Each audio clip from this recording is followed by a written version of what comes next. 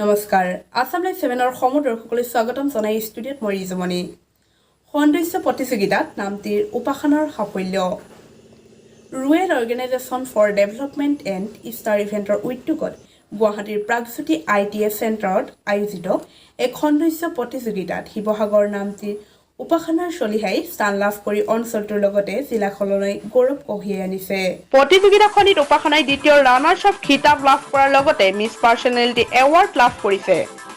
শিৱসাগৰ জিলাৰ নামটি চাৰিআলি কাকতি গাঁৱৰ শিক্ষক মনোজ চলিহা আৰু ৰূপজ্যোতি চলিহাৰ কনিষ্ঠা কন্যা উপাসনাৰ সাফল্যত অঞ্চলবাসী ৰাইজ উৎফুল্লিত হৈ পৰাৰ লগতে বিভিন্ন অনুষ্ঠান প্ৰতিষ্ঠানে অভিনন্দন জ্ঞাপন কৰিছে।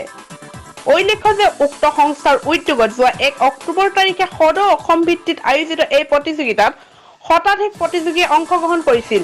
তাৰ মাজৰ পৰাই নামটিৰ উপাসনাই খিতাপ অৰ্জন কৰিবলৈ সক্ষম হৈছে।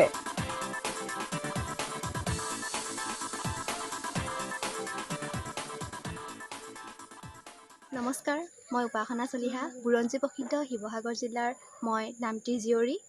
আমি ষ্টাৰ ইণ্ডিয়া কেপিটেলে আয়োজিত কৰা ফেশ্বন শ্ব' কম্পিটিশ্যনত মই জইন কৰিছিলোঁ আৰু তাত ছেকেণ্ড ৰানাৰ আপ হ'লোঁ।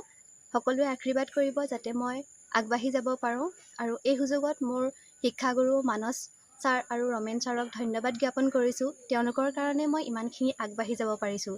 ধন্যবাদ।